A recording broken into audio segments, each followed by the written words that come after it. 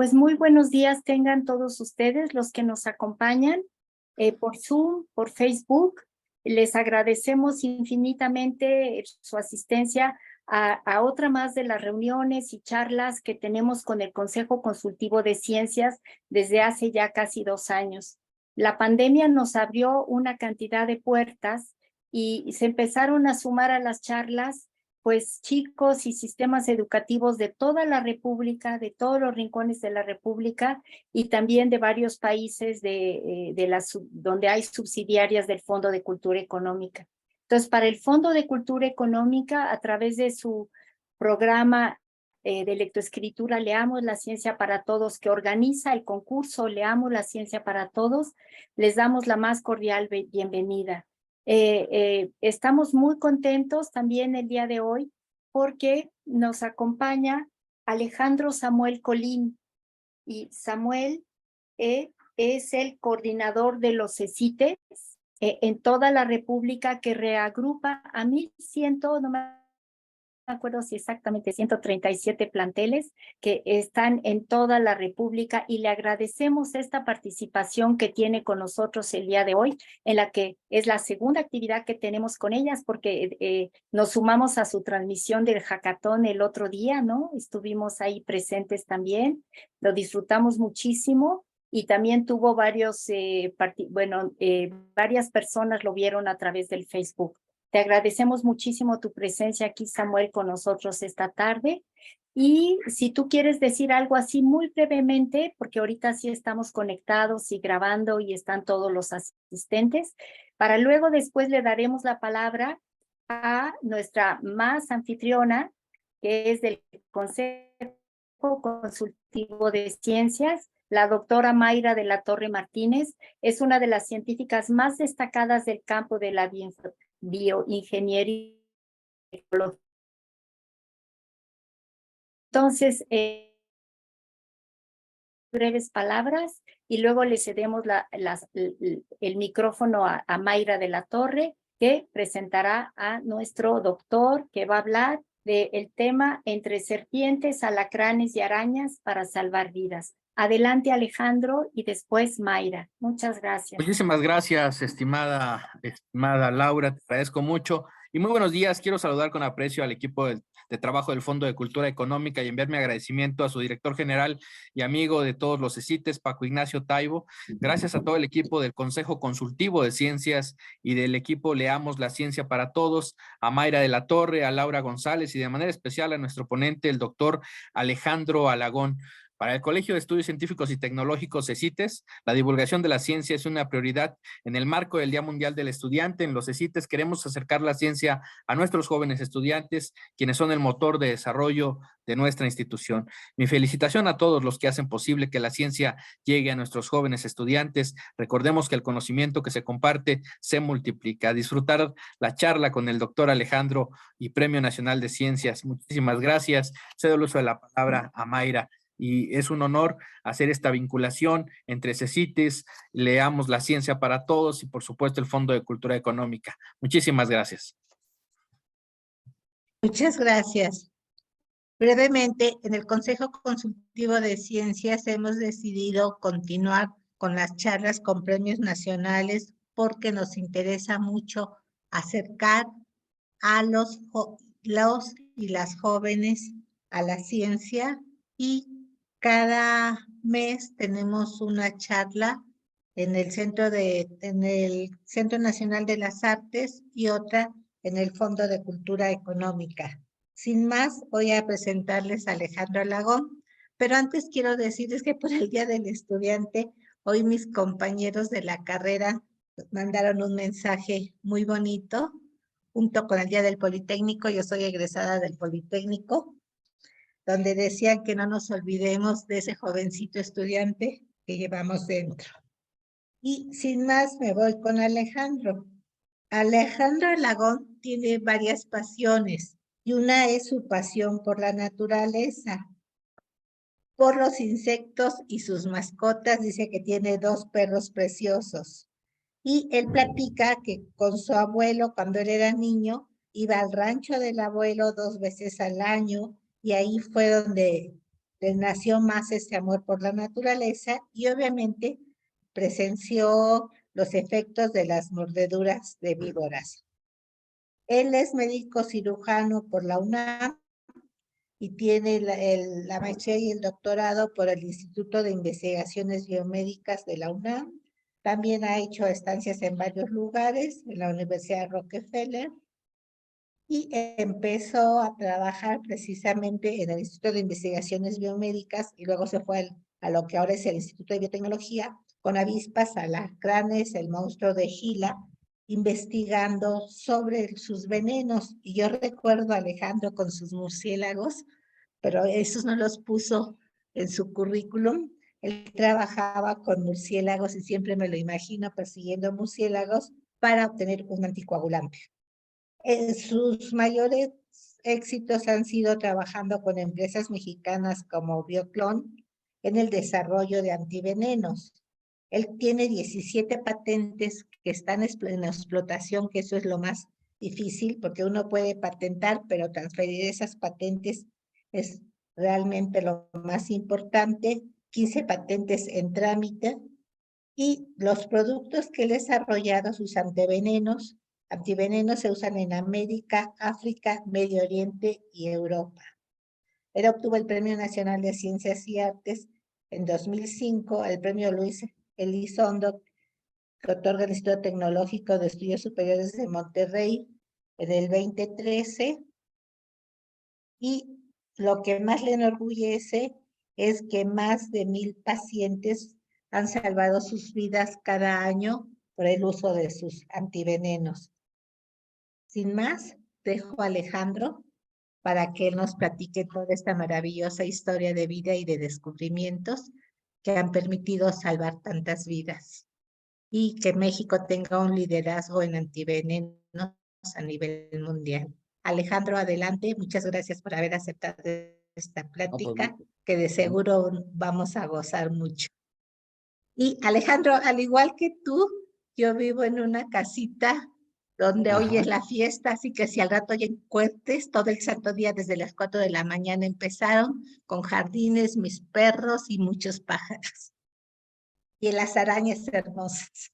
Adelante, Alex, por favor. A ver, estoy buscando ya la había abierto. Compartir. Sí, compartir, ya la puse compartir. A ver, aquí está. Esto lo voy a poner en modo presentación. ¿Se ve bien? Sí. Sí, se ve bien. Ok, bueno, pues aquí está el título: Entre serpientes, alacranes y arañas para salvar vidas. Y bueno, pues mi agradecimiento pues, a la doctora Mayra de la Torre por su invitación para participar en esta charla. Y mi charla está enfocada a estudiantes de educación médica media superior, en especial a lo de los colegios de estudios científicos y tecnológicos. ¿Ok? Y también agradezco pues al CONACYT y a la UNAM pues que apoyen las investigaciones que estamos haciendo y que hemos hecho a lo largo de mucho tiempo. Y bueno, siempre comienzo, o casi siempre comienzo con esta diapositiva, porque muestra, pues que tenemos un montón de animales venenosos, ¿ok? Y que ocasionan, pues, mordeduras y picaduras frecuentes. Por ejemplo, tenemos del orden de 300,000 piquetes por alacrán peligroso en México.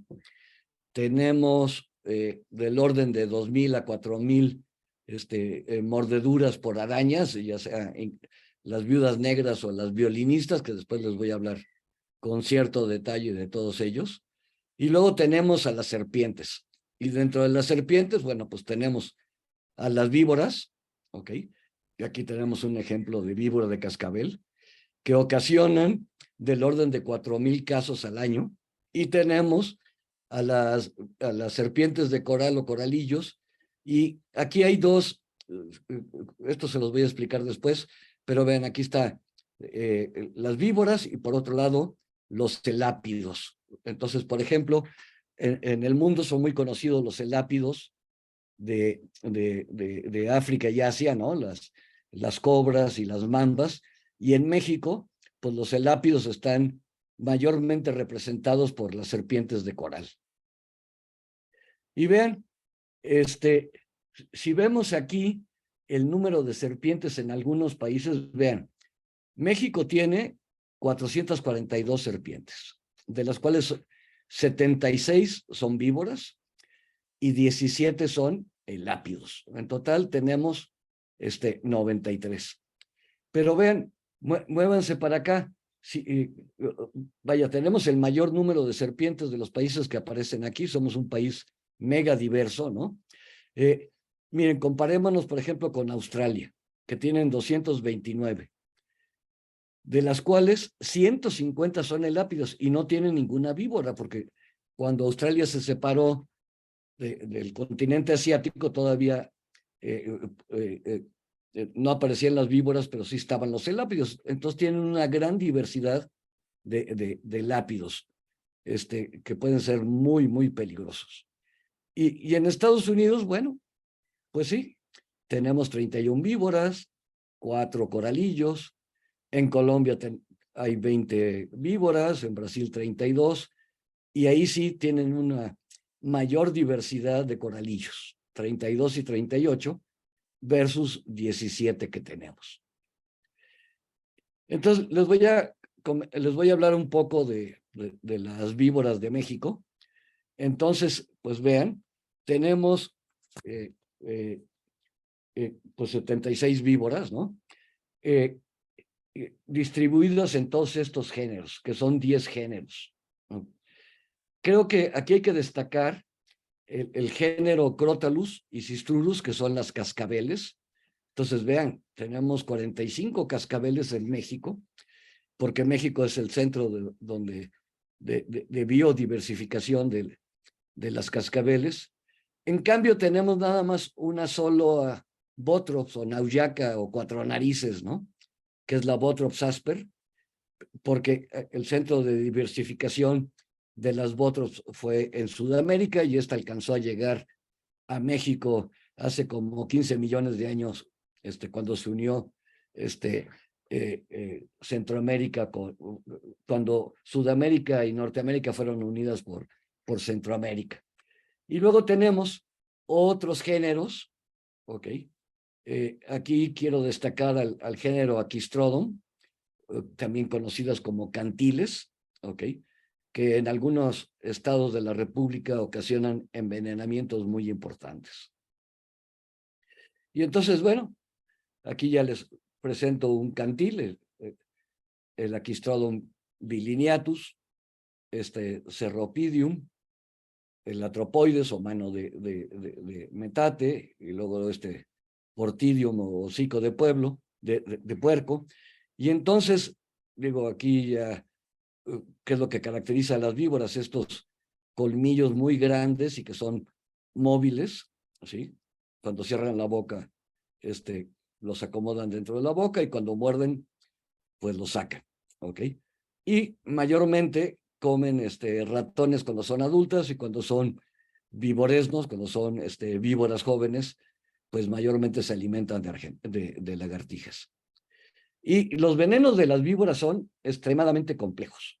Estos son dos maneras de ver pues, lo complejo que son estos venenos. Por ejemplo, esta es la separación del veneno de una víbora africana utilizando cromatografía en fase reversa, HPLC, donde ustedes pueden ver que hay por lo menos 38 componentes, porque cada uno de estos picos representa por lo menos un componente, aunque varios de estos picos también pueden estar constituidos hasta por 5 otros componentes. O sea, en números redondos, el veneno de una víbora tiene más de 100 componentes distintos. Esta es otra manera de verlo, ¿no? Utilizando geles en 2 dimensiones, en que el veneno se separa, los componentes de los venenos se separan por su carga eléctrica, por punto isoeléctrico, y por su tamaño molecular. Y entonces ven, cada una de estas manchitas está, pues es un componente diferente del veneno, aunque los diferentes componentes de veneno, pues se clasifican dentro de familias. Entonces, por ejemplo, aquí tenemos la víbora de cascabel que vive aquí en Morelos, donde yo vivo, ¿no? Y pueden ver que hay tres grandes rebanadas. Estas que son las snake venom metaloproteineses, que son enzimas proteolíticas que dependen de metales, mayormente de zinc. Aquí están las serinoproteasas, ¿okay? Que son otras enzimas proteolíticas en cuyo mecanismo de acción participa una serina.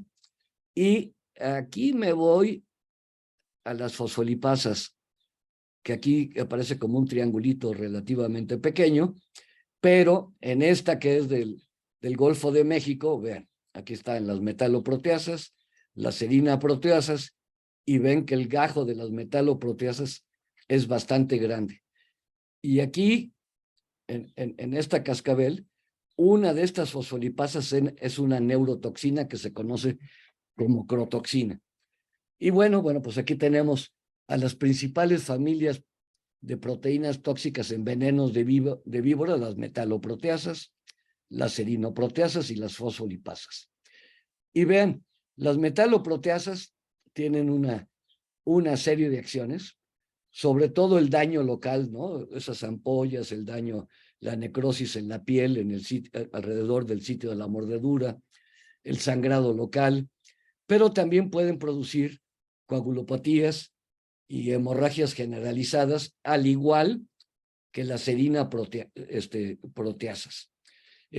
Aquí es muy interesante porque estas hemorragias generalizadas normalmente lo que implican es que hay una degradación del fibrinógeno, que es la proteína del plasma sanguíneo que forma los coágulos sanguíneos, ¿ok? Y vean lo interesante, las serinoproteasas activan anómalamente al fibrinógeno, generan una fibrina anómala que es removida rápidamente, y entonces el fibrinógeno se agota al cabo de 1 o 2 horas, y entonces pueden haber hemorragias generalizadas importantes, ¿no? Los pacientes comienzan a sangrar de las encías, del esófago, del estómago, inclusive del tubo digestivo bajo, y pueden tener también hemorragias intracraneales que son normalmente mortales. Y esta otra familia, las fosfolipasas, bueno, pues aquí quiero destacar, las fosfolipasas son enzimas, mayormente son digestivas. Tenemos muchísimos fosfolípidos en el cuerpo, digo, el componente principal de las membranas de todas nuestras células son fosfolípidos tipo lecitina, ¿no? Pero también tenemos fosfolipasas neurotóxicas, como la que ya les mencioné, la crotoxina, que lo que hace es inhibe la liberación del neurotransmisor entre el nervio y el músculo, y entonces lo que ocasiona es parálisis flácida. Y tenemos unas fosfolipasas muy interesantes, mayormente en el veneno de las nauyacas, de las bótrops, en que ya no tienen actividad enzimática porque tienen un cambio en este aminoácido, en el aminoácido 49, que en vez de tener un aspartico, tienen una lisina, y destruyen el músculo estriado. O sea, si a una persona le muerde una nauyaca en la pantorrilla, ese músculo va a desaparecer. Y de hecho, Mayra comentaba que en el rancho yo pues tuve sobre todo mi primera experiencia con una persona que le mordió una nauyaca en la pantorrilla y había perdido por completo el músculo de la pantorrilla y quedó prácticamente semilisiado. Y ahora pasamos a los celápidos en México.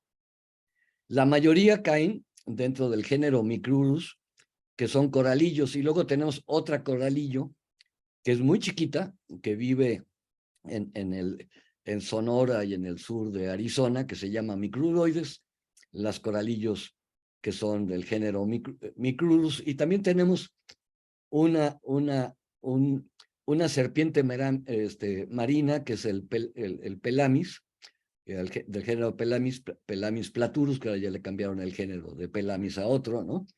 Que vive en las costas del Pacífico mexicano y es una serpiente extremadamente tímida, ¿no? A mí me ha tocado ver niños jugando con una Pelamis, agarrándola con la mano y la pobre serpiente ni siquiera haciendo el intento de morder, afortunadamente. Y también pues las coralillos también son serpientes muy poco agresivas, muy tímidas, ¿no? Y entonces, vean, aquí está, pues el aparato mordedor de las coralillo, o bueno, de todos los elápidos, en que tienen colmillos pequeños, ¿sí? Que no son retráctiles, siempre están ahí, siempre están en la misma posición. Son serpientes que tienen que morder y masticar para inyectar bien el veneno, o sea, su aparato mordedor no es tan eficiente como el de las víboras. Y fíjense, la Pelamis se alimenta de peces, pero el resto de las coralillo se alimentan de otras serpientes. Entonces, por ejemplo, aquí tienen una coralillo comiéndose a una culebra. O sea, de estos números que les di de víboras y elápidos, la resta que faltaba, pues eran culebras. Y las culebras normalmente no son venenosas, algunas tienen algo de veneno, pero las culebras mexicanas realmente no son de importancia médica. Y entonces, bueno, pues aquí les enseño unas serpientes de coral verdaderas en esta columna. Y bueno, pues el típico patrón de algunas coralillo, pero ustedes pueden ver que también esta es una verdadera coralillo y no tiene bandas, sino nada más unas manchas. Entonces, realmente reconocer una especie verdadera de coralillo, pues prácticamente queda para un experto, ¿no? Y también tenemos a las falsas coralillos, ¿no? Que lo que hacen son culebras que tratan de semejar los patrones de las verdaderas coralillo, de tal manera que los depredadores pues dicen, ah, caray, aquí hay una coralillo, me puede morder, me puede matar, y no las atacan. Entonces son culebras que no son venenosas, pero que simulan los patrones de coloración de las verdaderas coralillo. Y los venenos de las coralillos son un poco más simples que los venenos de las víboras, porque ven este pastel. Están constituidas mayormente de fosfolipasas, fosfolipasas A2, y de lo que se conoce como three finger toxins, o sea, toxinas de 3 dedos, porque son toxinas chiquitas que tienen 3 asas, que parecen dedos, ¿no? Y hay otros componentes que no son importantes desde el punto de vista de fisiopatología. Las fosfolipasas inhiben, al igual que la crotoxina en las víboras, la liberación de acetilcolina en la unión neuromuscular, o sea, en la unión entre el nervio y el músculo. Entonces, no estando el neurotransmisor o impidiéndose su liberación, pues no puede haber contracción muscular. Y las three finger toxins lo que hacen es que se pegan al receptor de acetilcolina en el músculo, es un efecto tipo curare, y lo que implica, ¿qué es lo que implica? Pues que el músculo no se va a contraer. Entonces, ya sea por la actividad de las fosfolipasas que actúan en el nervio o las toxinas de 3 dedos que actúan en el músculo, el resultado que se potencia muchas veces es parálisis. Ahora, veamos bueno, el ofidismo en México. Pues hay del orden de 4,000 mordidos reportados oficialmente al año, probablemente hay un subregistro, de los cuales 34 fueron mortales, ¿ok? Y arriba del 99% fueron ocasionados por víboras. O sea, las coralillos realmente ocasionan un número muy pequeño de mordeduras, afortunadamente, porque las mordeduras de coralillo normalmente tienden a ser muy graves. Y entonces aquí pueden ver, ¿no?, cuáles son los estados que tiene la mayor incidencia de mordeduras por víboras.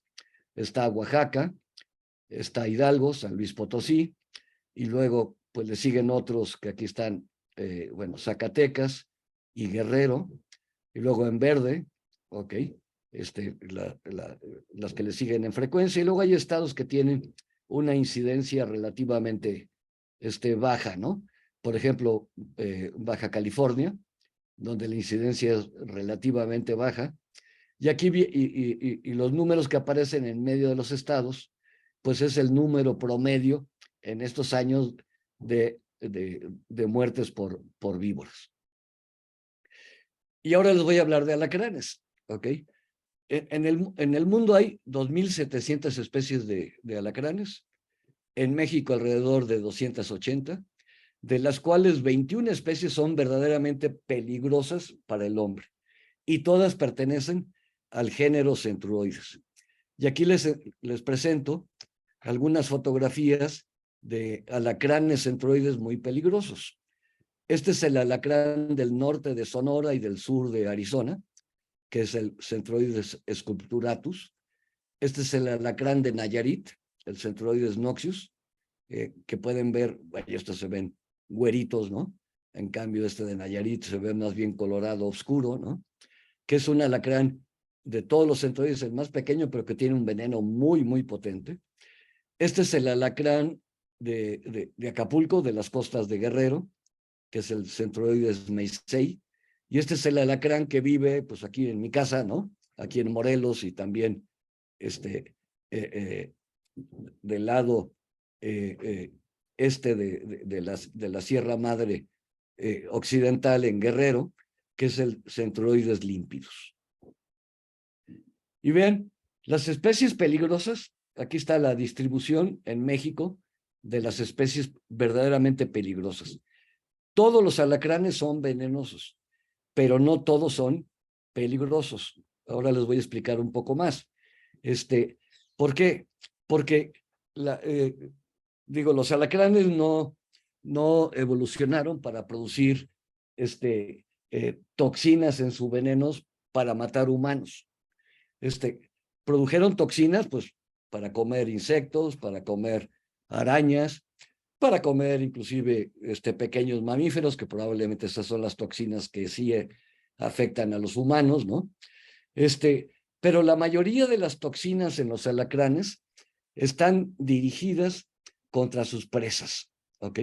Y pocos alacranes, como ya les dije, pues también tienen toxinas que afectan a los humanos.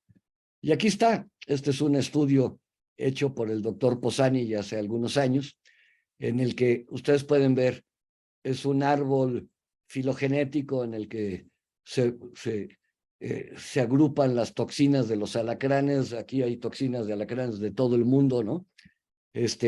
Y hay 3 ramas, vean, aquí está el nodo, aquí hay una rama, aquí hay otra rama y aquí hay otra rama, ¿ok?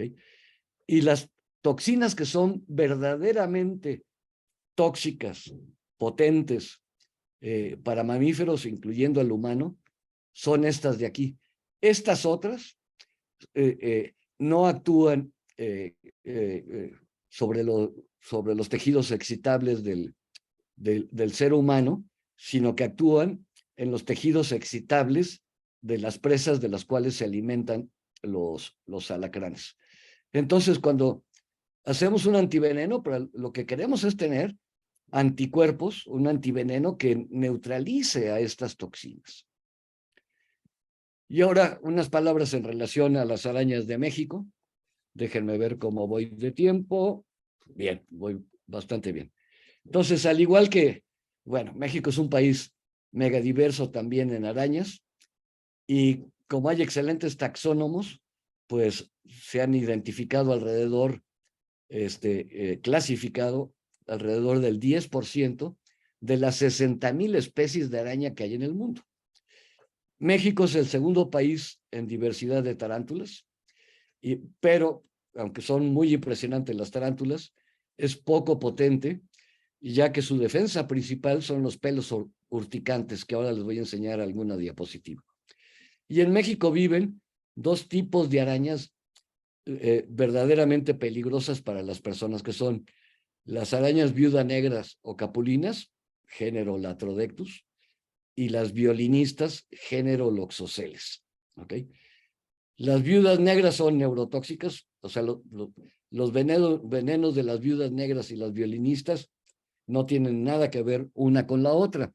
Y esto es muy importante decirlo, porque en México tenemos antiveneno contra las viudas negras y tenemos antiveneno contra las violinistas. Y un antiveneno antiviolinista no sirve para las viudas negras y viceversa. ¿Por qué? Porque las viudas negras son neurotóxicas. En cambio, las violinistas causan destrucción muy grande de la piel en torno al sitio de la mordedura y en algunas ocasiones también ocasionan daños sistémicos importantes. Entonces, vean, aquí está una tarántula, vean cómo tienen un montón de pelos, ¿sí? Son muy impresionantes, pueden tener un tamaño, pues, de una mano de una persona adulta, ¿no? Y los pelos urticantes, ¿cuál es la principal defensa? Llega, pues, un animal que quiere atacar a la tarántula, pues agarran las patas de atrás y se rascan el lomo y avientan un montón de pelitos, una nube de pelitos, donde van este tipo de pelitos, ¿no? Que, como ustedes pueden ver, tiene aquí una lanceta y luego tiene esto a manera de anzuelos. O sea, esto se introduce y se rascan y no puede salir este pelo. Y un problema muy importante que sí puede que ocurre en personas, sobre todo ahora que las tarántulas se han vuelto mascotas pues para algún tipo de personas, es que avientan los pelitos y se les entierran en la córnea de los ojos y necesitan entrar, tienen que ser removidos estos pelitos por un oculista. Entonces, esta es la principal defensa de las tarántulas. Digo, sus colmillos también obviamente pueden morder, pero como les comento, producen mucho dolor el veneno, pero como les comento, aparte de una inflamación y del dolor que ocasionan, al cabo de 2-3 horas ya pasó y no tiene mayores efectos sistémicos generales en el cuerpo. Ahora, la viuda negra, las viudas negras, ¿ok? Pues que habitan en toda la República Mexicana. Obviamente hay lugares donde la densidad de población es más elevada. Y lo típico de las capulinas o viudas negras, pues es este reloj de arena, ¿no? 2 triángulos que se tocan en uno de sus vértices, en la pancita, ¿ok? Entonces, vean, aquí está la tela de araña, ¿no? Que es que no tiene mayor orden, es muy desorganizada. Aquí luego ustedes en alguno de los jardines, en algún paseo pueden encontrar un nido de viuda negra con sus sacos donde ponen los huevos. Adentro de cada uno de estos sacos puede haber entre 200 y 600 huevecillos que se incuban dentro de los sacos, ¿ok? Y luego hacen un agujerito y salen las arañitas, ¿ok? Y bueno, ¿y por qué se les llama viuda negra, no? Bueno, pues aquí está una hembra viuda negra y aquí un macho. Y entonces, en ocasiones, la viuda negra, después de la cópula, se come al macho, cosa que ocurre poco frecuentemente con las especies mexicanas, pero que es muy frecuente con la especie australiana. Y como ahí fue donde se describió mucho del comportamiento de las viudas negras, y los biólogos que estudiaban este comportamiento, pues vieron que la hembra, después de copular, se comía al macho y por eso les llaman viudas negras. Aunque, vaya, ustedes pueden ver que las viudas, muchas de ellas no son completamente negras, ¿ok? También pueden tener ornamentos en el lomo, ¿no? Y esto es muy interesante, las Latrodectus viven en todas partes del mundo, ¿sí? Y al igual que el veneno de los alacranes, pues tienen toxinas, pues, para alimentarse de sus presas, y también toxinas que sirven para digerir a sus presas, ¿ok? O enzimas que sirven para digerir a sus presas. Pero solo un componente, una neurotoxina, afecta a los humanos. Es una toxina que afecta a todos los vertebrados, incluyendo a los mamíferos y a los humanos. Y aquí está la secuencia de la alfa-latrotoxina. Entonces, como pueden ver, es una toxina muy grande, pues tiene 1175 aminoácidos, es una proteína. Todo lo que les he estado hablando de los componentes tóxicos son proteínas o más grandes o más chiquitas. Esta es una de las toxinas más grandes que ustedes pueden encontrar en un veneno de un animal terrestre, ¿no? Y lo que es muy interesante es, aquí se comparan la secuencia de aminoácidos, la de arriba, ¿no? Las de arriba son de esta especie, de la Tredecimutatus, que habita en Rusia y en buena parte de Europa, sobre todo oriental, aunque también puede vivir o habita en el norte de Italia, ¿no? Ok. Y lo que pueden ver es que las alfa-latrotoxinas se parecen muchísimo, son 93% idénticas. Y esto es muy interesante porque el antiveneno que se produce en México, pues sirve para tratar pacientes en Australia, en Rusia, en Japón, okay, en Sudamérica, y viceversa. Los antivenenos que se producen en Australia, pues sirven para tratar mordeduras por viudas negras mexicanas.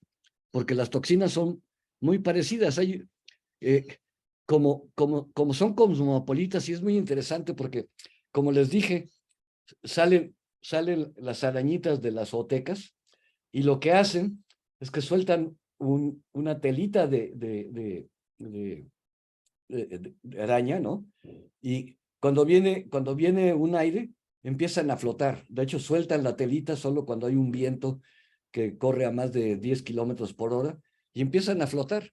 Es un fenómeno que en inglés se conoce como ballooning, o sea, empiezan como globitos, ¿no? Van flotando y se han encontrado arañitas de viudas negras, inclusive a 3,000 metros de altitud, altitud en la atmósfera. Entonces, se mueven mucho por todos lados y en gran medida creo que eso explica el por qué la alfa-latrotoxina pues es tan parecida entre todas las especies de viudas negras. De las violinistas les voy a hablar más adelante, ¿ok? Y ahora voy a pasar a la parte de antivenenos. Fíjense que en la inmunidad, ¿ok?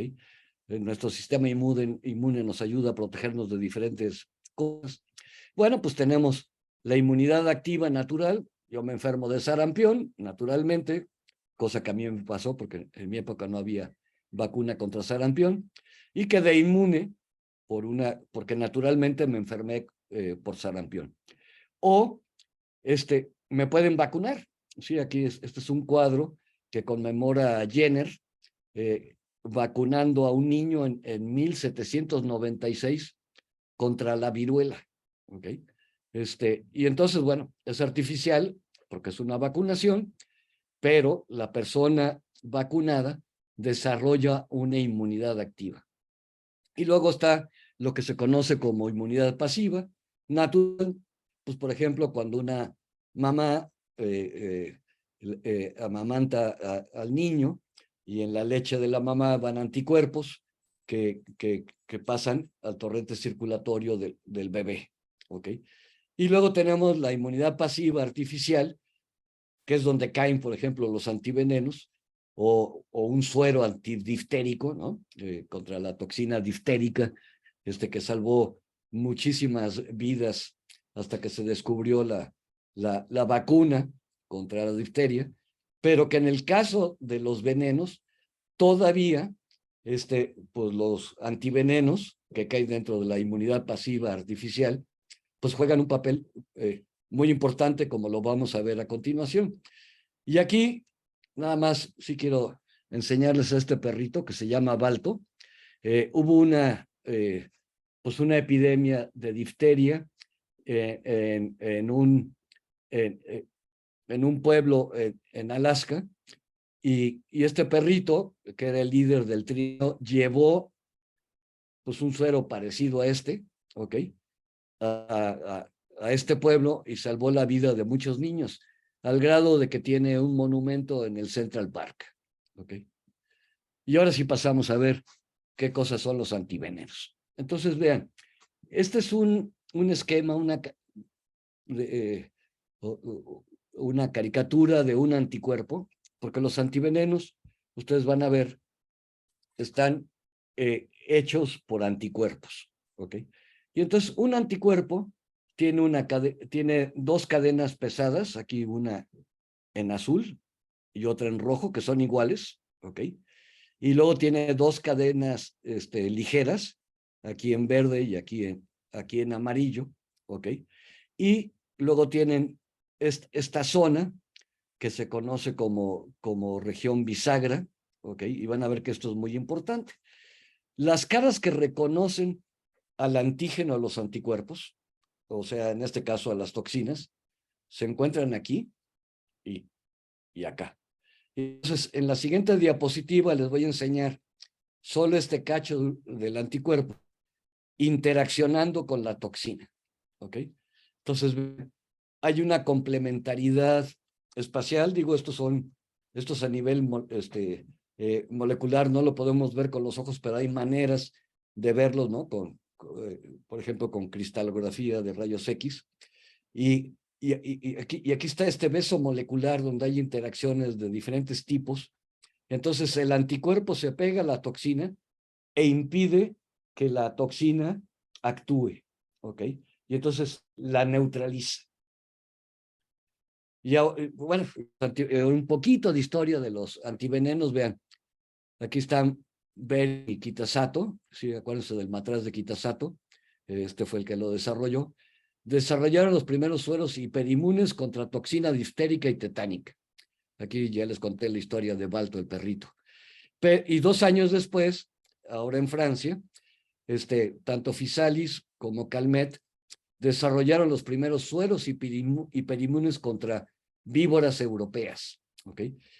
Calmet, ¿ok? Era aquí está, este es Calmet, era un coronel del ejército francés, y en aquella época pues no tenían tanques y todavía utilizaban mucho la caballería, entonces tenían muchos caballos, los caballos eran los que arrastraban a los cañones y llevaban a los soldados y llevaban los pertrechos de guerra, ¿no?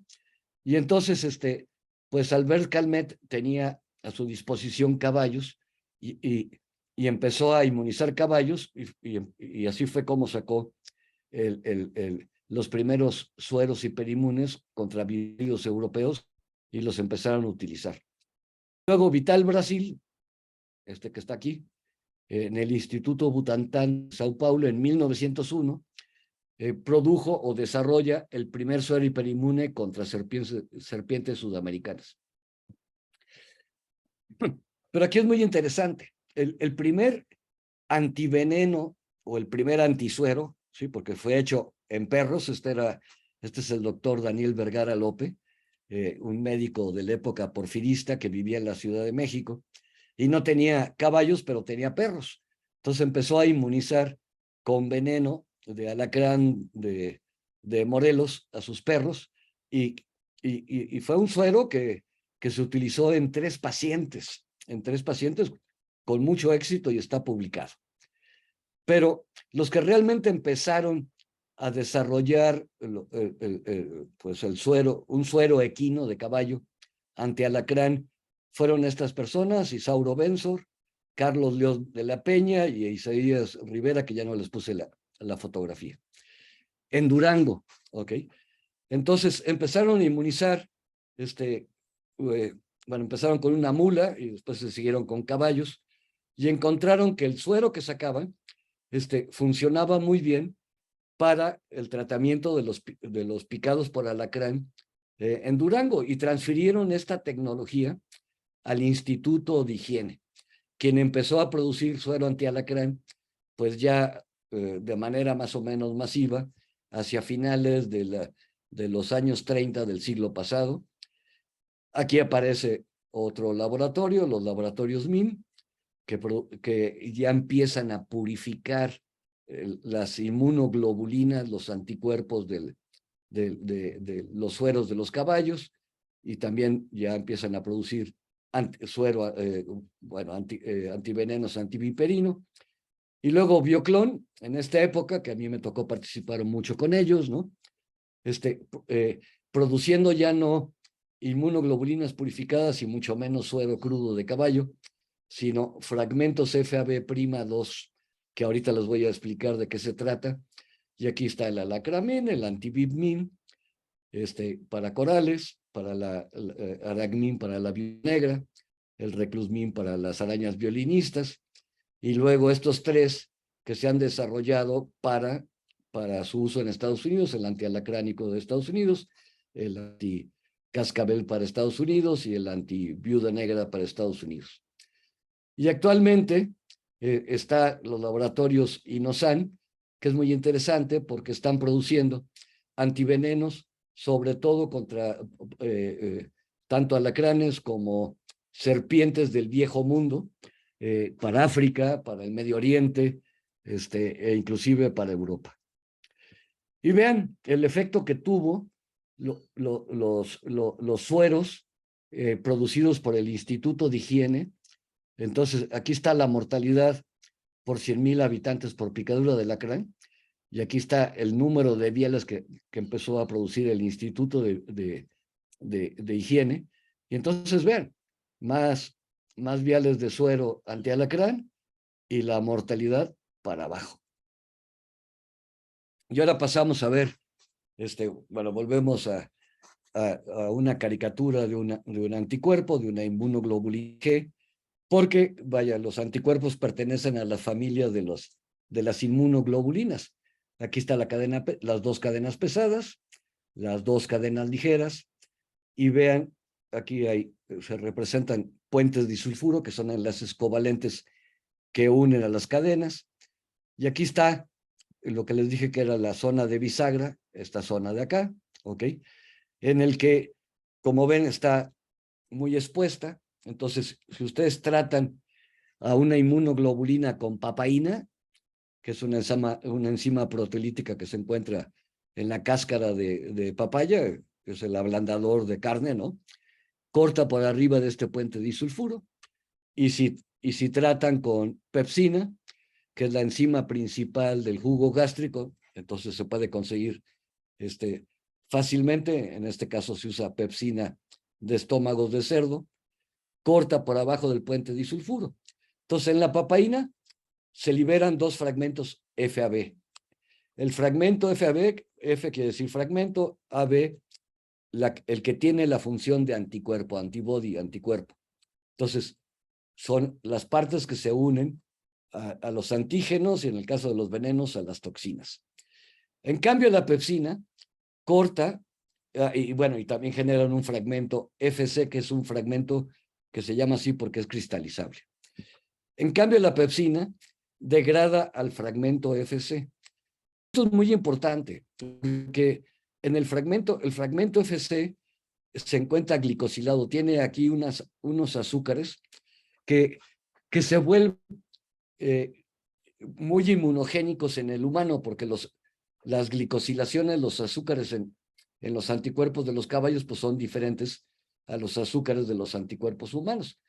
Y entonces el humano puede comenzar a producir anticuerpos contra estos azúcares de los anticuerpos de caballo. Entonces hay que removerlos, ya sea con pepsina o con papaína. Y entonces tenemos tres tipos de antivenenos. La primera generación, que son los sueros crudos, el jugo de caballo, ¿no? En el que se sacaba la sangre de los caballos, se dejaba coagular, se separaba el suero, y eso es lo que se conoce como seroterapia, que dan montones de reacciones secundarias porque, pues, aparte de las inmunoglobulinas de los anticuerpos, en el suero se encuentran, pues, por lo menos otras 80 proteínas diferentes en los sueros de los caballos. La segunda generación involucra ya a las inmunoglobulinas purificadas. Esto es lo que se conoce como inmunoglobulinoterapia, que pues obviamente estos antivenenos que todavía se producen en varias regiones del mundo, en varios países del mundo, pues son muchísimo más seguros que, que los antivenenos que son sueros crudos. Y luego los de tercera generación, ya sea los que están, que son fragmentos FAB2, porque si cortan con pepsina, quedan conectados con este puente disulfuro, entonces hay dos fragmentos FAB2, FAB1, conectados por este puente disulfuro, y tienen los fragmentos FAB2.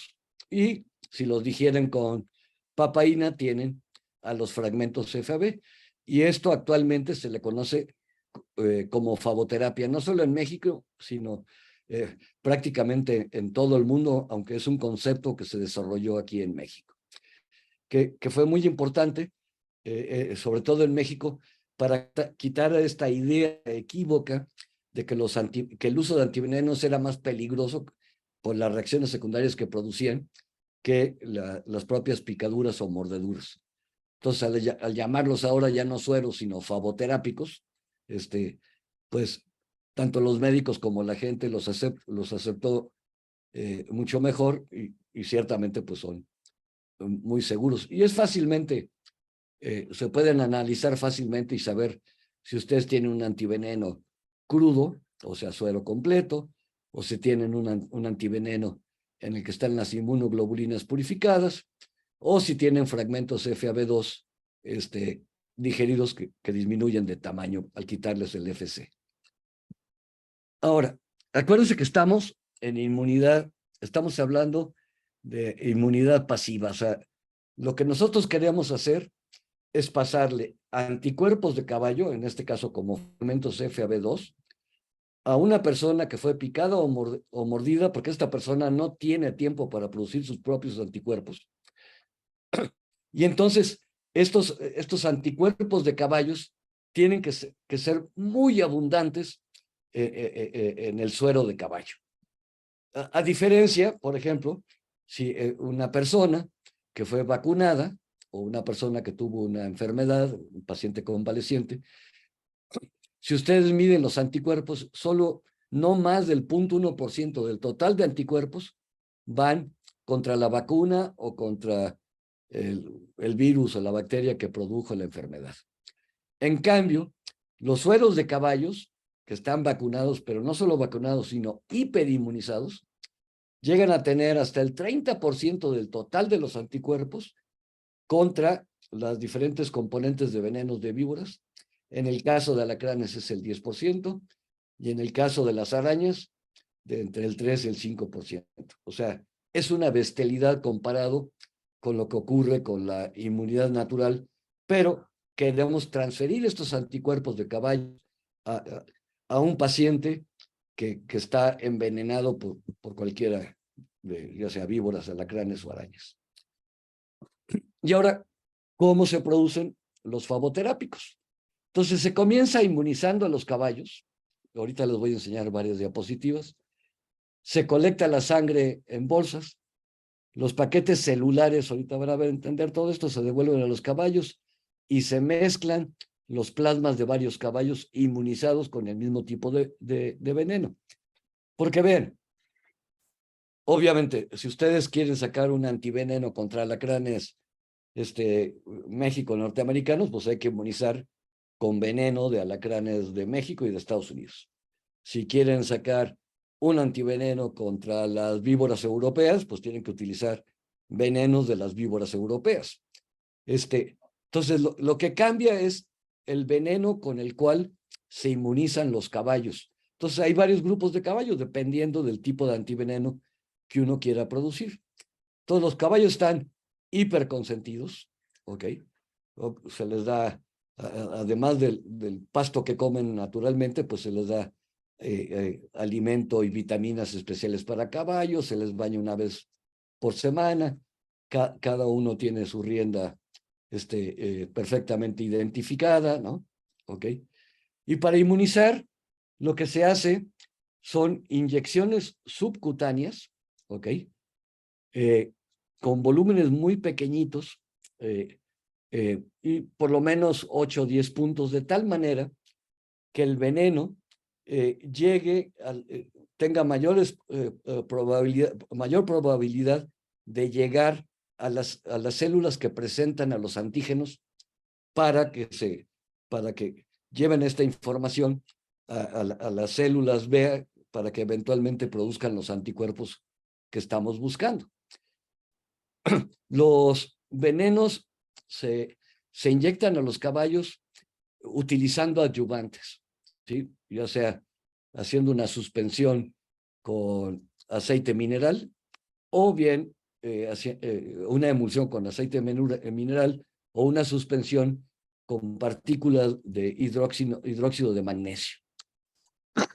De tal manera que el veneno se libera en el caballo poquito a poco y entonces hay un estímulo antigénico y hace que los títulos de los anticuerpos suban mucho.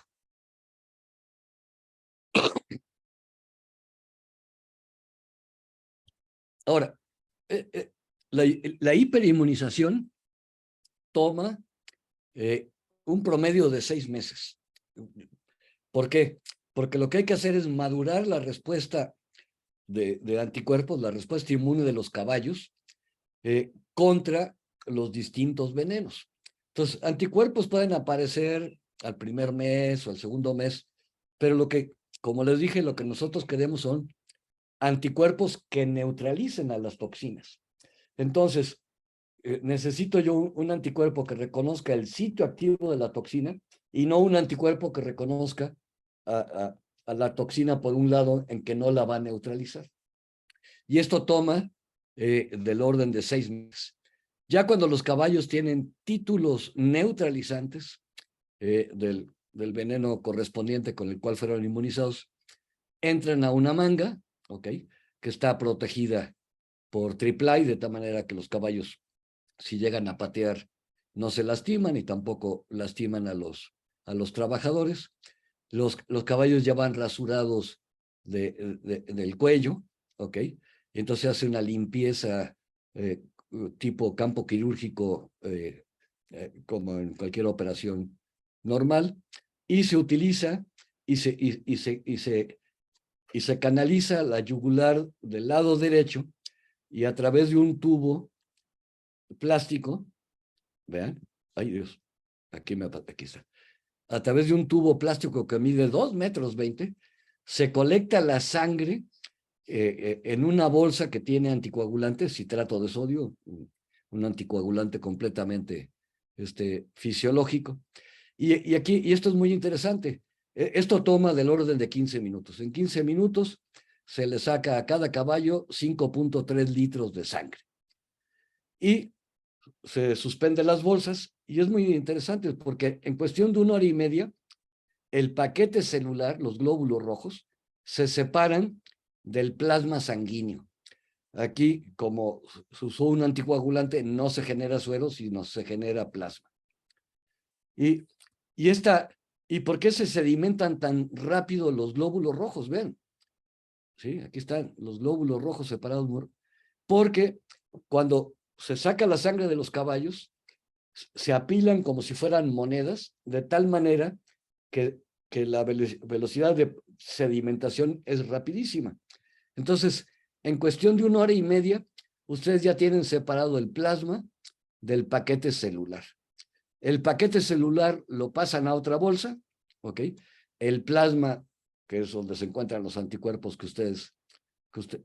con los cuales se van a hacer los antivenenos, se dejan en la bolsa original, y el paquete celular se le regresa al caballo, ahora utilizando la yugular izquierda, ¿ok?, y una bomba peristáltica, de tal manera que los caballos en realidad no son donadores de sangre, son donadores de plasma.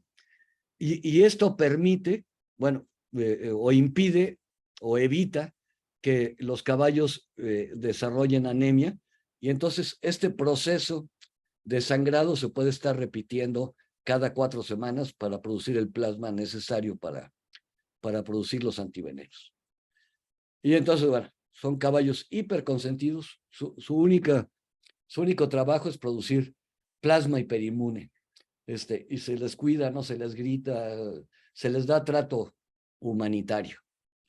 Y luego, bueno, pues ya los plasmas se llevan al laboratorio donde se va a hacer la digestión y la purificación de los fragmentos FAB2.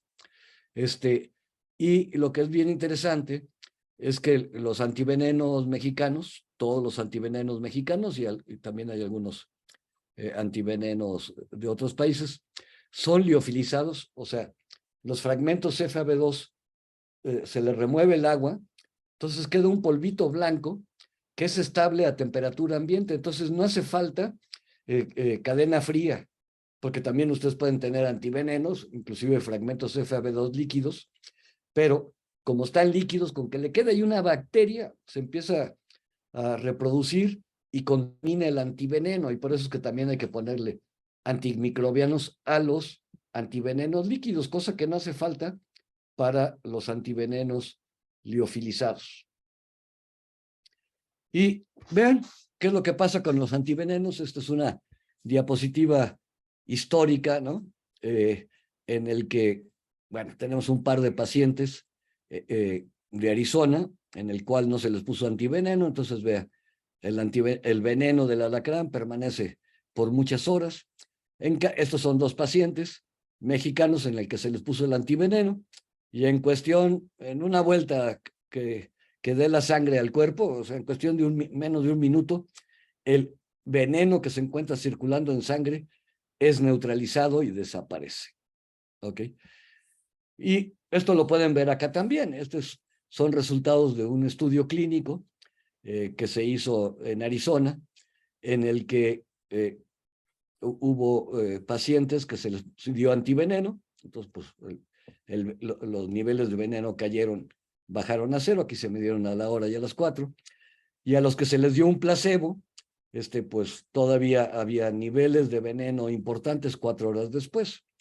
Y vean lo que es interesante, la manera como trataban en Arizona, en la unidad de terapia intensiva, era con midazolam, que es un Valium que se elimina rápidamente. Entonces, a los que se les dio placebo, pues se utilizó mucho midazolam. En cambio, a los que se les dio antiveneno, pues al principio no sabían si era placebo o antiveneno, entonces les dio un poquito de midazolam, pero ya no hubo necesidad de darle más midazolam. Y vean, a las 2 horas, el 85% de los pacientes ya se habían dado de alta, porque se les habían quitado todos los síntomas, con excepción del dolor en el sitio de la picadura. El resto de la sintomatología se le había quitado, y el 100% estaba ya completamente recuperado a las 4 horas. En cambio, con el placebo, solo el 15% se recuperó espontáneamente a las 4 horas. Y aquí está el antiveneno mexicano para usarse en Estados Unidos, que es el equivalente del alacramín que usamos en México, pero allá se le conoce como Anescorp. Esto fue aprobado en el 2011, ¿ok? Y aquí está la doctora que fue la investigadora principal de la parte de los estudios clínicos, no solo del antialacrán, sino también del antivitmin, que se aprobó por parte del FDA en el 2015. Y ahora viene la parte de las violinistas. ¿Por qué se les llama violinistas? Porque pueden ver ustedes que tienen la silueta de un violín con el mástil apuntando para atrás, ¿ok? Estas son violinistas de Oklahoma, Estados Unidos, ¿ok? Esta es una violinista de aquí, de Tuxpan, pero es la misma especie que vive aquí en Morelos.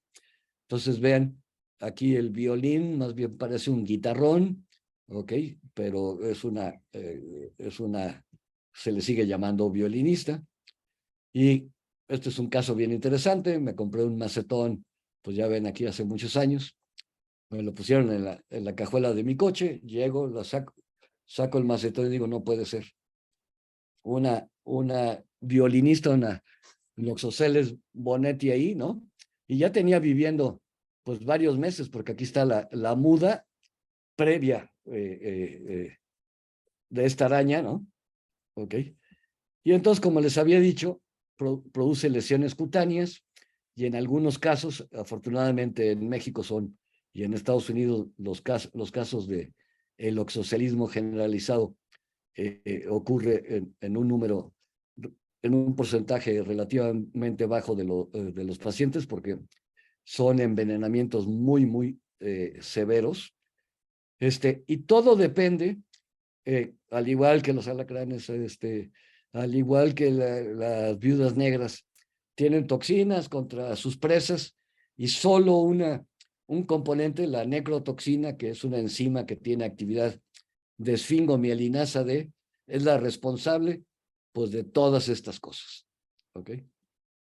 Entonces, esta es una diapositiva no muy fea que les voy a enseñar. Tengo diapositivas horribles, pero no se los voy a enseñar. Entonces, aquí está, este es el caso de un bebé que fue mordido en la Ciudad de México, a un lado de los viveros de Coyoacán, ¿ok? Y bueno, pues ¿qué fue lo que hicimos? Bueno, es una sola toxina, la necrotoxina la que produce estos daños, pues vamos a clonarla, vamos a obtener el gene, ¿ok? Y vamos a ponerlo en un plásmido, aquí está, ¿ok? Para que unas bacterias de laboratorio, Escherichia coli, ¿sí? Que se crecen en el laboratorio, se conviertan en mini fabriquitas de la necrotoxina. Y entonces aquí lo tienen, ¿no? Estos son lisados de bacterias, y aquí ven cómo la producción de la necrotoxina va subiendo con el tiempo después de que se les estimuló con un inductor de producción de proteínas recombinantes. Entonces, vean, ahora podemos producir a las necrotoxinas en fermentadores chiquitos, ¿no? De 4 litros.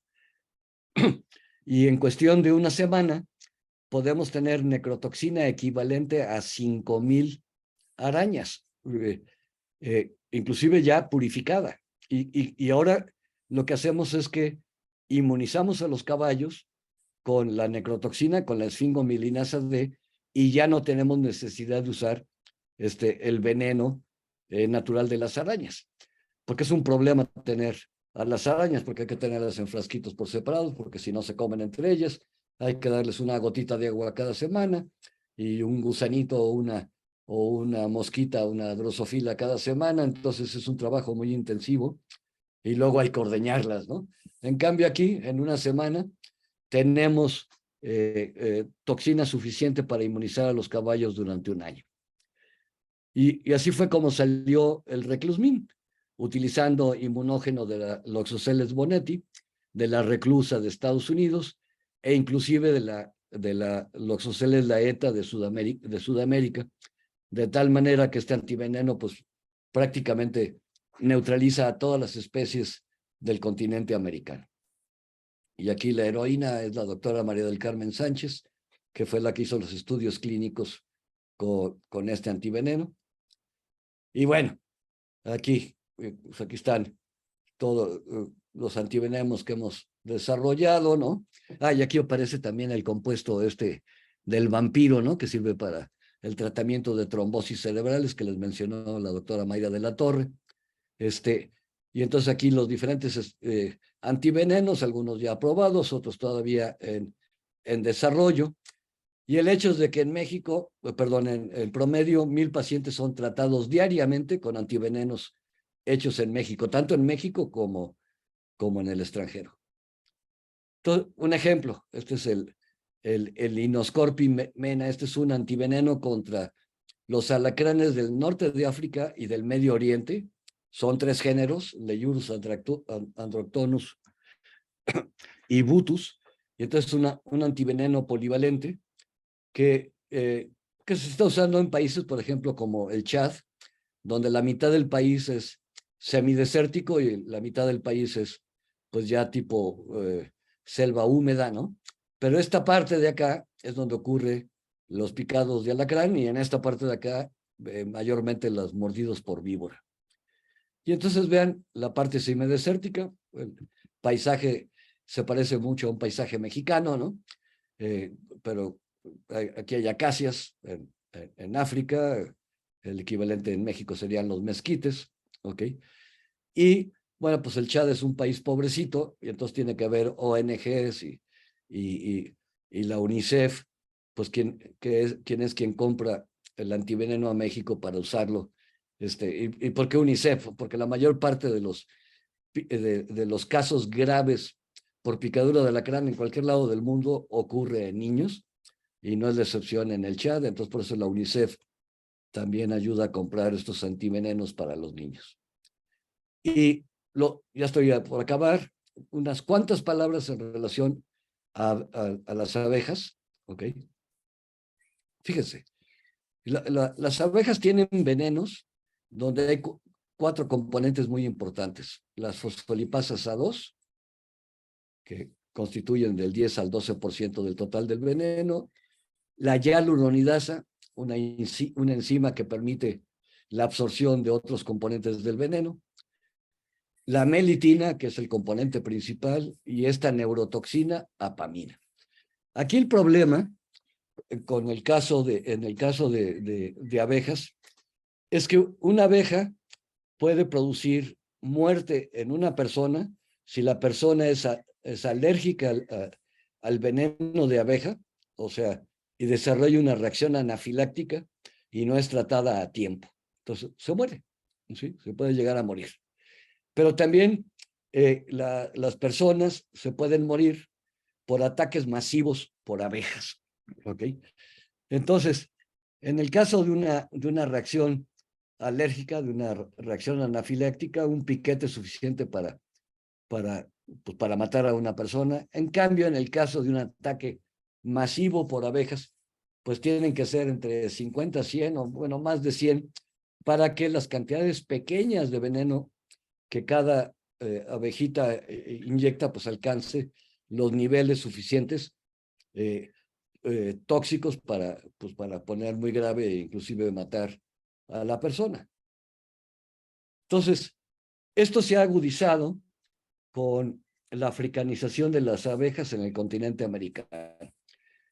Hubo un escape de abejas reinas cerca de Sao Paulo, Brasil, de una especie de abeja que es la Apis mellifera escutelata africana, que empezó a hibridar con la Apis mellifera europea, ¿sí?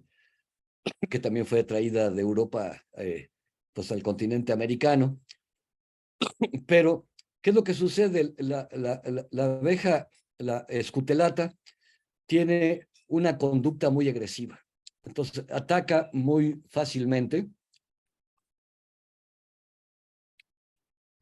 Y eso, pues, ha aumentado el número de piquetes de abeja, produciendo muertes, ya sea por ataques masivos o por reacción anafiláctica. Entonces, vean, esta es la incidencia de picadura de abeja en México en estos años. Entonces, como pueden ver, andan entre 11,000 y 12,000, de nuevo, reportados oficialmente. Y aquí es muy interesante cómo la picadura de abeja en el 2020 y 2021 cae pues de 11, 12,000 a 8,000, 9,000, probablemente por las menores actividades de las personas, por la pandemia, ¿no? Y ven esta diapositiva, y ahora sí ya estoy acabando. Sí, vean, esto, la mortalidad por picadura de abeja. En azul, las muertes totales. Entonces estamos hablando pues de 80, 90, ¿no? 95. Hay más muertes en hombres, probablemente pues porque tienen mayores actividades afuera de casa, ¿ok? Y menos muertes en mujeres. Ahora, si ustedes, aquí está la mortalidad por abeja, y aquí tienen en verde la mortalidad en esos mismos años por picadura de alacrán y en morado por mordedura de serpiente. Y si suman el número de muertes, y vean cómo está todavía decayendo la mortalidad, porque hay antiveneno para picadura de alacrán y para mordedura de víbora. La mortalidad, o el número de muertes ocasionados por abejas es mayor que el número de muertes ocasionado por alacranes y por víboras en nuestro país. Y no tenemos antiveneno contra abeja. Ya lo estamos intentando obtener. Y bueno, esta es la diapositiva más, de la cual estoy más orgulloso, ¿no? Aquí donde comienza la fagoterapia, vean, del orden de 300,000 casos por picados de alacrán, y vean cómo baja la mortalidad drásticamente, pues con los fagoterápicos antialacrán. Y esta es la última diapositiva, con la cual les doy las gracias por su atención. Y estoy listo para cualquier pregunta que quieran hacerme. Muchas gracias, doctor.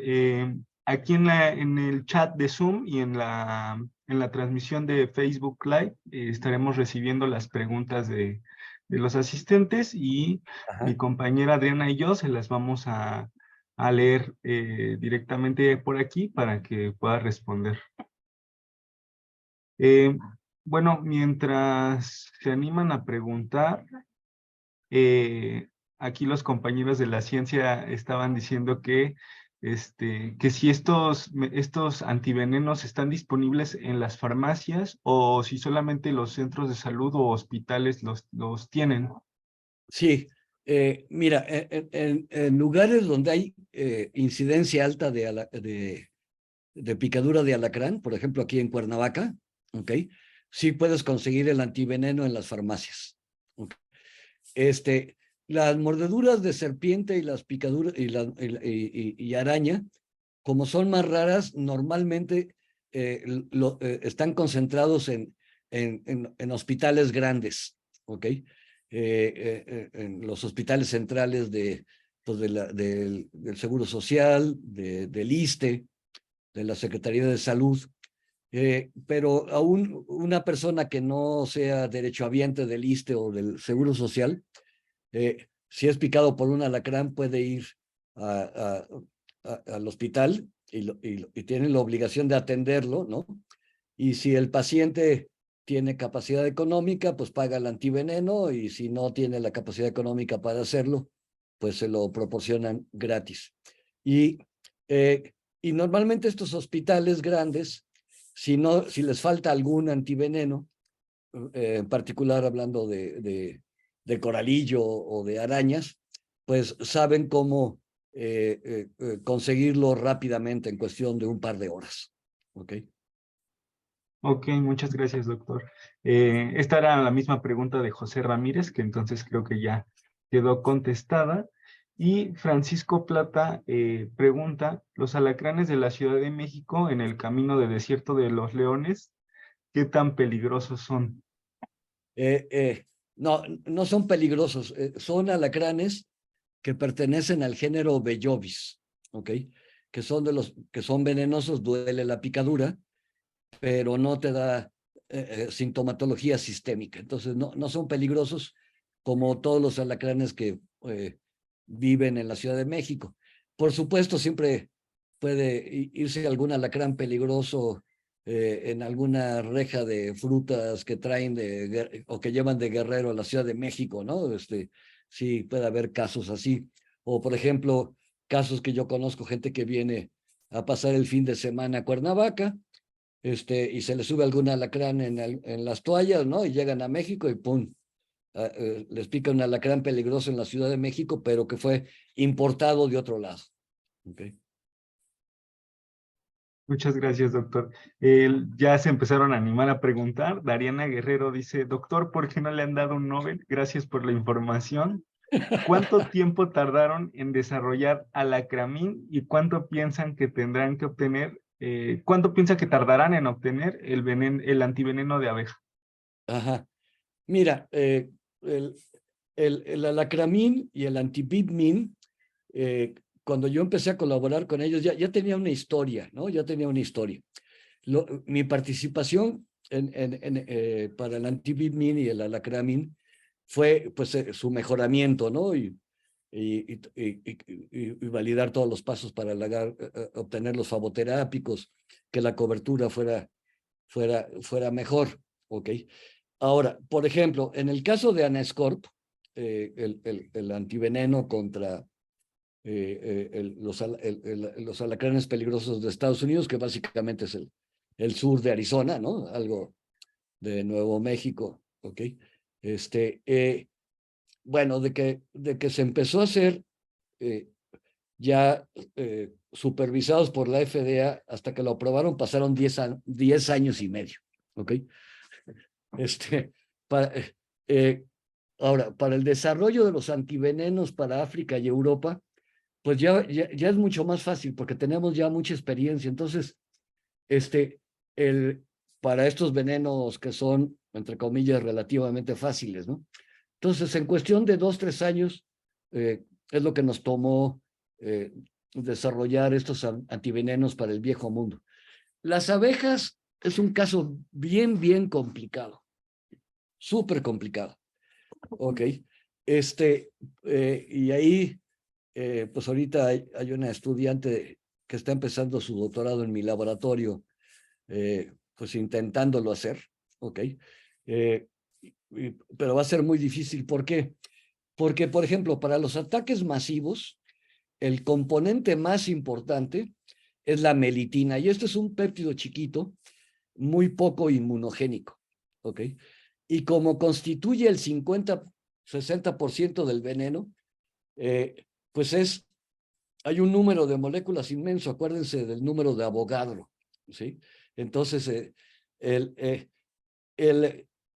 vaya, un piquete de alacrán, este es un cálculo bien interesante, un resultado bien interesante.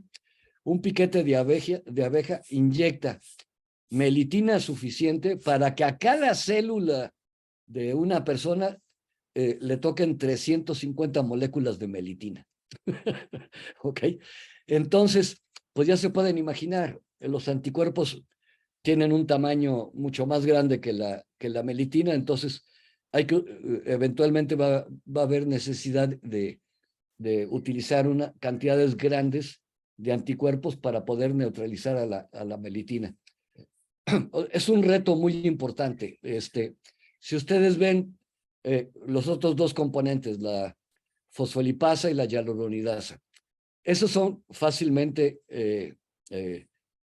neutralizados por un antiveneno, ¿sí? O por un suero de un conejo que fue inyectado con veneno de abeja. Pero son los alergenos, son los alergenos principales, son las dos proteínas del veneno que pueden producir alergia, una reacción anafiláctica en algunos pacientes. Entonces, una gran pregunta que tenemos es si anticuerpos contra estos alergenos del veneno de abeja pueden detener una reacción anafiláctica que está ocurriendo, ¿sí? Digo, obviamente al paciente hay que tratarlo con antihistamínicos, con cortisona, con adrenalina, pero es una pregunta muy interesante que vamos a tratar de responder utilizando un modelo animal en la tesis de esta estudiante. No estoy seguro que vamos a tener éxito, pero tenemos que intentarlo, ¿ok? Y creo que tenemos diferentes estrategias, ¿no? Ya no me gusta hablar de plan A y plan B y plan C, ¿no? Sino mejor estrategias. Y por si alguna falla, y en algunos casos las llevaremos también un par de ellas en paralelo. Perfecto, doctor. Luis Carlos nos comenta que él es estudiante de doctorado y aracnólogo del CICES en Ensenada.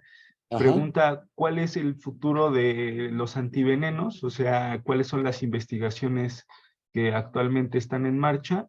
Y Sí, si las aplicaciones médicas de los venenos van más allá de, pues, de los antivenenos.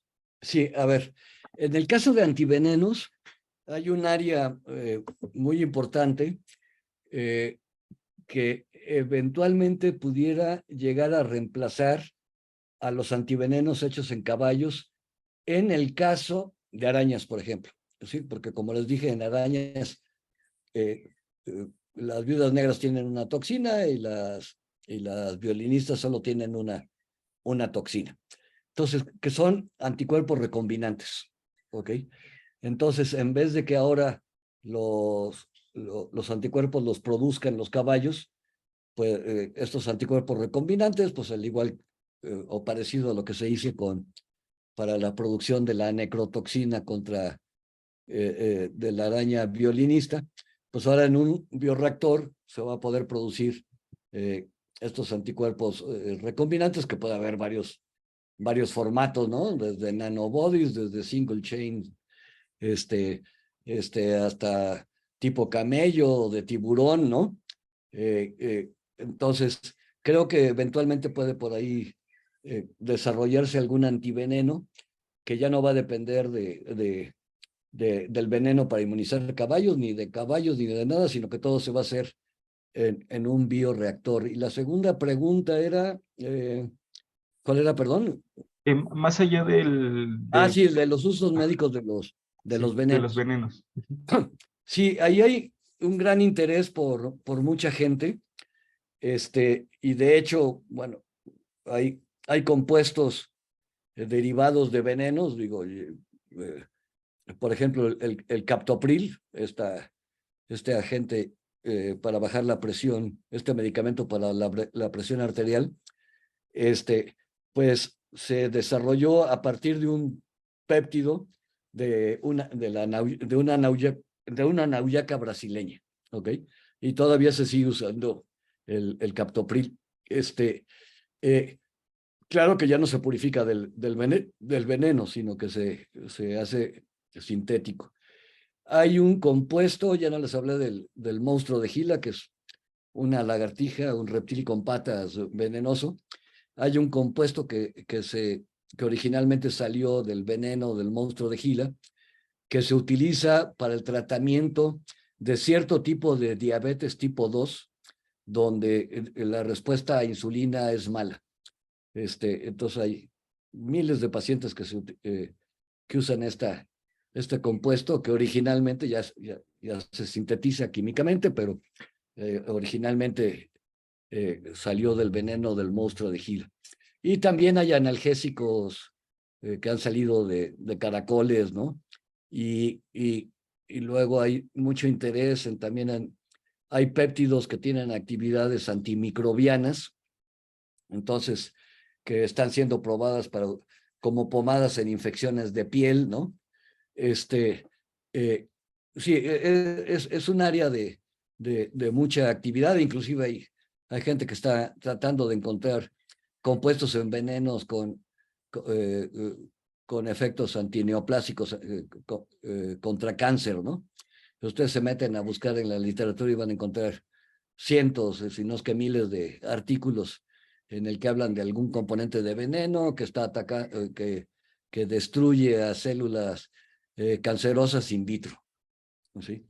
Pero el problema es luego ya pasarlo a su uso en pacientes de verdad, ¿no? Pero hay mucha investigación al respecto, que no es el campo de mi interés. Mi interés son conocer los verdaderamente tóxicos de los venenos, ¿ok? Para el hombre, y el desarrollo y mejoramiento de antivenenos.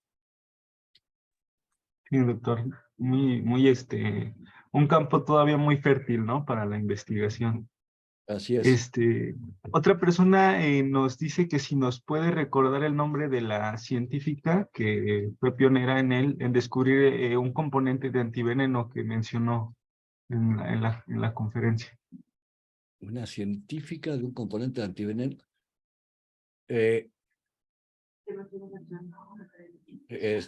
Bueno, no, desafortunadamente de los primeros que desarrollaron antivenenos, pues todos son hombres. Obviamente, bueno, por ejemplo, en Brasil hay un montón de científicas buenísimas, ¿no? En Brasil también están sacando, bueno, ya sacaron su antiveneno contra las arañas violinistas y la persona que desarrolló esto, que estuvo principalmente involucrada, es la doctora Denise Tamburgi, ¿no? Okay. Pero no me acuerdo haber mencionado alguna científica cuando hablé de los venenos. Bueno, yo aprovecho para mencionarles que esta charla va a quedar grabada y se va a subir a nuestro canal de YouTube de La Ciencia para Todos, así nos pueden encontrar, junto con las otras charlas con premios nacionales que también hemos tenido aquí, aquí por Zoom. Entonces, si quieren volver a ver la charla del doctor, pueden verla en YouTube, se va a subir en unos días. Nos pregunta, doctor Yasmín Cedillo, dice, en este caso, cuando se administra el antiveneno, ¿se administra siempre que ocurre una picadura o solo si presenta síntomas? ¿Hablando de qué? ¿De alacranes o de qué? Como que lo pregunta en general. Ok, en general. No, a ver, en el caso de alacranes, pues no en todos los casos hace falta el antiveneno, porque puede haber piquetes que se inyectó poco veneno o inclusive piquetes secos, o sea, que nomás picó pero no inyectó veneno, ¿no? Así también puede haber mordeduras de víboras que no inyectan veneno. En el caso de arañas, que yo conozca que haya mordeduras secas, no, y yo creo que siempre que muerden inyectan veneno. ¿Qué es lo que hay que hacer? En el caso de picadura de alacrán, pues hay que ir con el médico. Si se trata de un adulto, pues hay que tenerlo en observación por lo menos un par de horas, ¿ok? Y si no desarrolla sintomatología sistémica, pues no hace falta antiveneno. En el caso de los niños, como pesan menos, pues la cantidad de venenos ponderalmente es mayor. Normalmente van a necesitar antiveneno, ¿ok? Y ahí esperarse, es un riesgo importante porque el envenenamiento en niños se desarrolla muy rápidamente, ¿no? En cuestión de 15 minutos, un niño se puede estar muriendo, ¿no? Entonces, en mordidos de víboras hay tiempo, ¿ok? Hay horas para poner el antiveneno. Claro, entre más rápido se ponga el antiveneno, va a ser mejor, porque se va a evitar sobre todo el daño local, ¿ok? O el daño renal que puede ocurrir en algunos pacientes, ¿no? En el caso de la viuda negra, el antiveneno es como agüita de Lourdes. Ustedes ponen antiveneno, el paciente siente que se está muriendo, tiene dolores tremendos y en cuestión de 10, 15 minutos ya se le quitó todo y ya se va a su casa, ¿ok? En el caso de la violinista, el problema es que las mordeduras de violinista pasan desapercibidas la mayor parte de las veces, y entonces las lesiones comienzan a ocurrir pues 12, 24 horas después de la mordedura. El paciente cree pues, que fue un raspón o que quién sabe qué le pasó, y entonces va con el médico hasta 48 horas después. El médico, como tampoco ha visto, o pocos médicos han visto mordeduras de víboras, no sabe hacer bien el diagnóstico.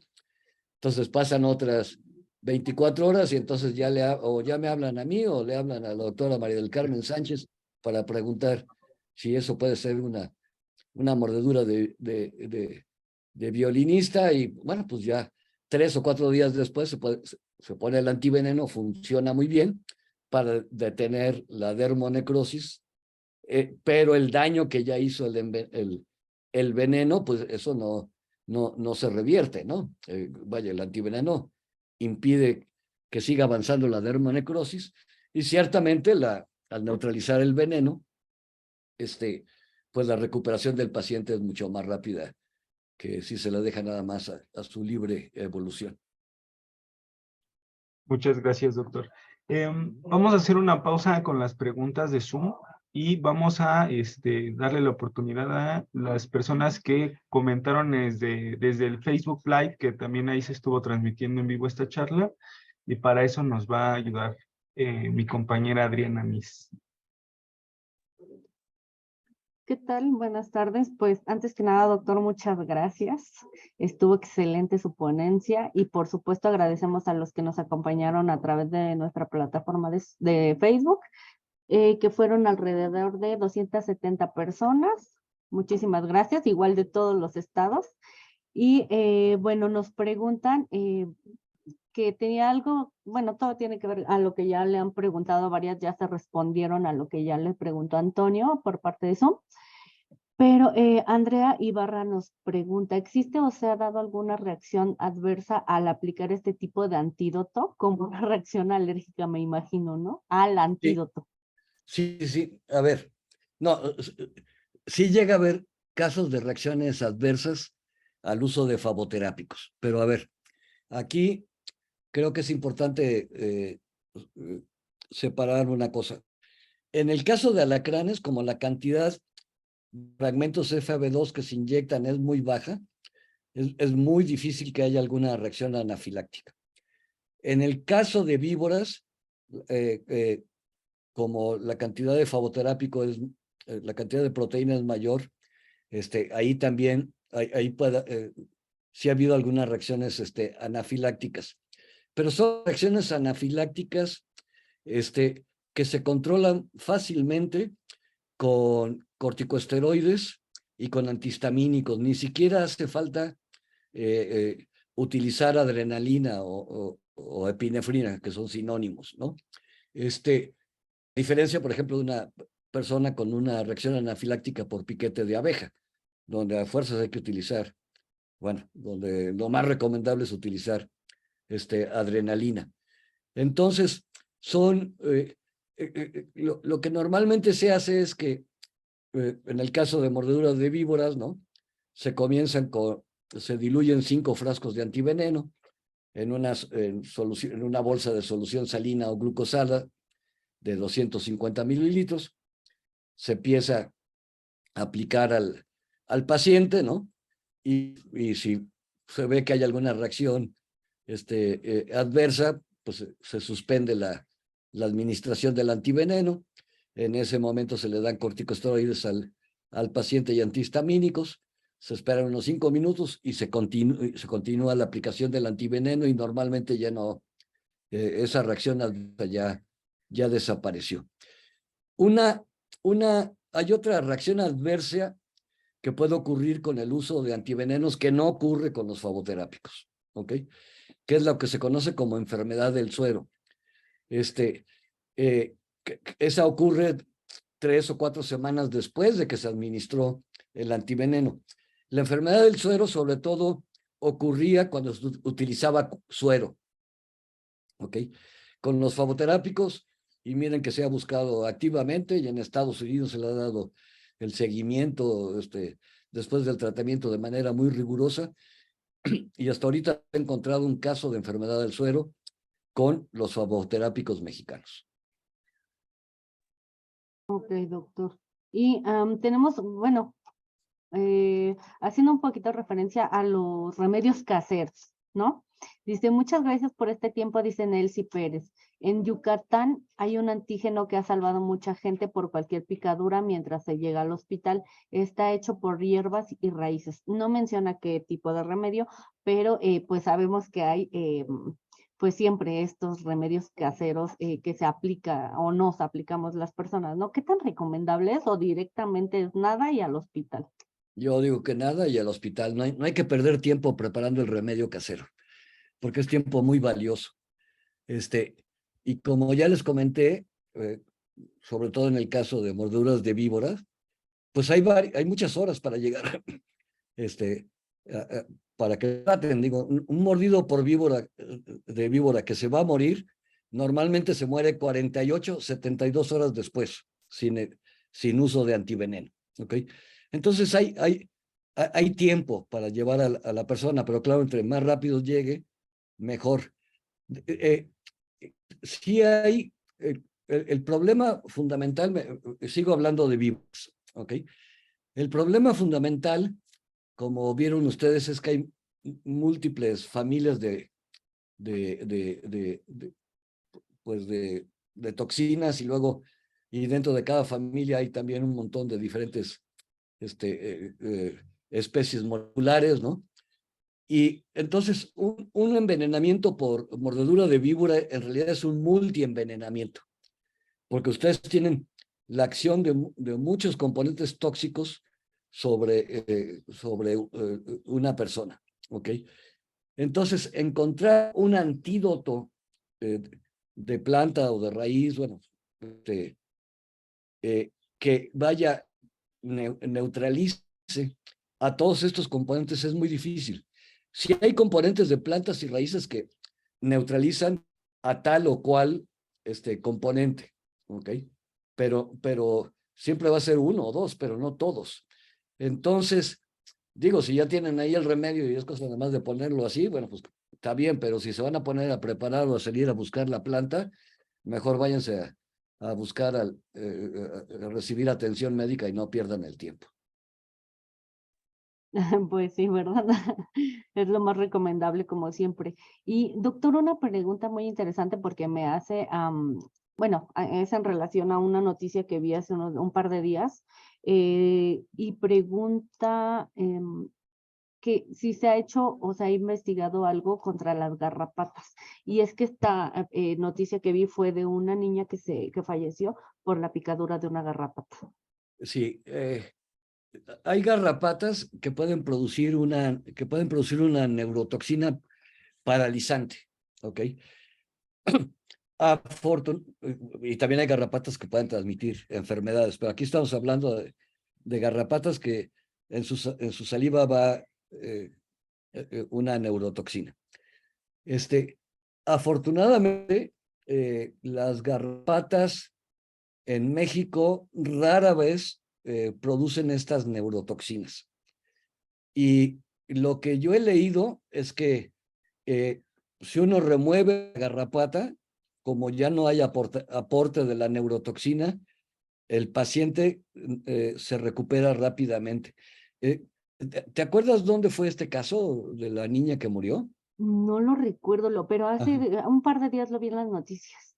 Eso es. Y si era como pequeñita, o sea, unos 2, 3 años tenía y pues que había fallecido. Por piquete de garrapata, pues sí, Ajá, por es piquete de posible. garrapata.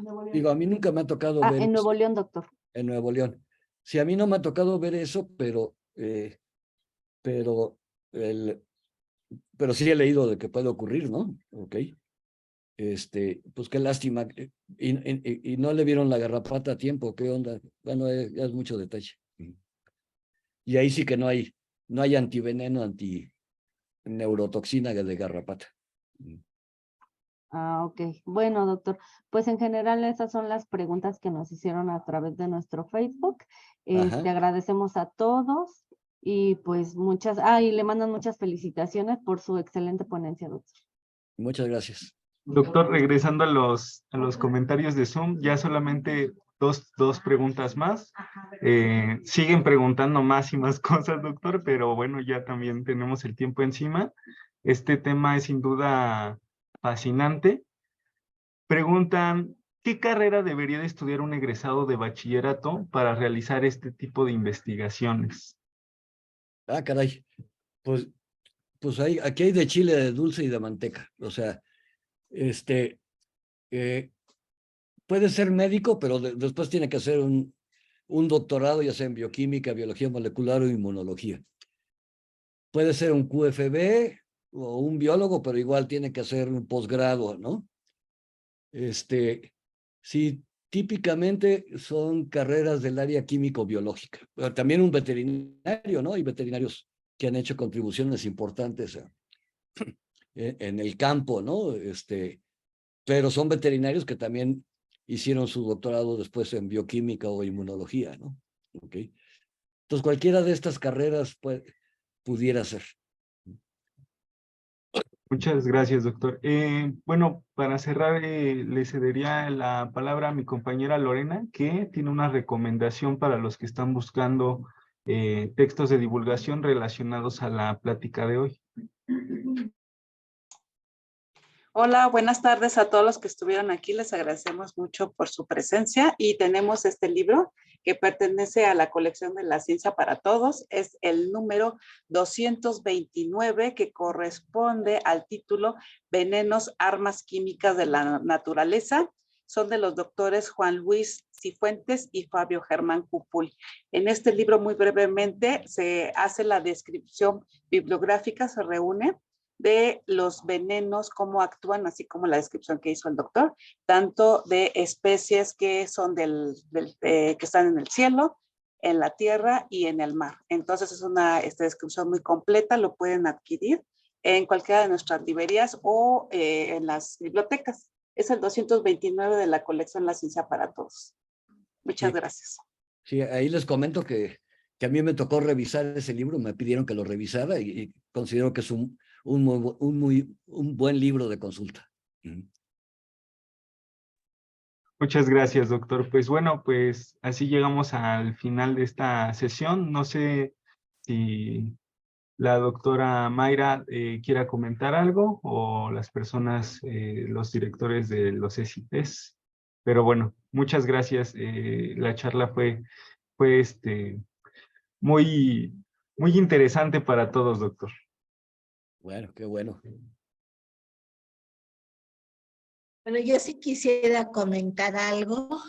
Gracias a todos los que participaron y como ustedes ven, la ciencia es divertida y hay muchas aportaciones de la ciencia y muchas personas piensan que en México no habemos científicos, que no tenemos equipos y se quedan sorprendidos cuando ven que sí lo hay. O sea, sí, los científicos mexicanos hemos hecho aportaciones importantes para la gente de nuestro país y de todo el mundo, como les quedó muy claro en esta plática de Alejandro. Y estoy recordando una anécdota, Alejandro. ¿Te acuerdas cuando nos diste hace muchos años una conferencia que hablabas que eran los favoterapias? Porque era el FAV. Ustedes obviamente no lo conocen, pero Alejandro y yo sí nos tocó cuando niños, en la prehistoria, conocer un detergente que se llamaba el FAV, que eliminaba todo. Y no sé si los directores de los ECETIS quieren hacer algún comentario. Creo que si quieren nada más abran su micrófono, por favor. Si no, pues los invitamos dentro de un mes a la siguiente charla. Y adelante. Bueno, buenas tardes. CITE Montenegro, Querétaro. Me pareció muy interesante la plática, porque bueno, ¿sí me escuchan? Si alguien abrió su micrófono. Yo. Y adelante. Sí. Sí. No, sí lo estamos oyendo. Adelante, pero profesor Andrés. Me pareció muy interesante la plática y por ahí algo que me llamó mucho la atención, que todos odiamos, es tener diarrea, doctor, pero dijo ahí que la E. coli sirve para algo, no para provocar los malestares estomacales. Entonces no sé cómo lo hayan trabajado, pero bueno, pues sirvió. Y tampoco sé si lo que menciona es que fue coli de humanos, fue coli de animales o qué pasó con ellos, pero me pareció muy interesante. Y creo que todos nos enfocamos mucho a lo de las víboras, arañas. Mi trabajo de... También es lo de las avispas. Hacer el acoplamiento de los felinos de los tigres. Están protegidas, pero sin embargo, pues algunos... Tengo que destacar también lo de los animales que se van a vender. Logran matarnos. La pinche Sandy no me ha dicho nada. Hoy ni vino la güey. Ándale.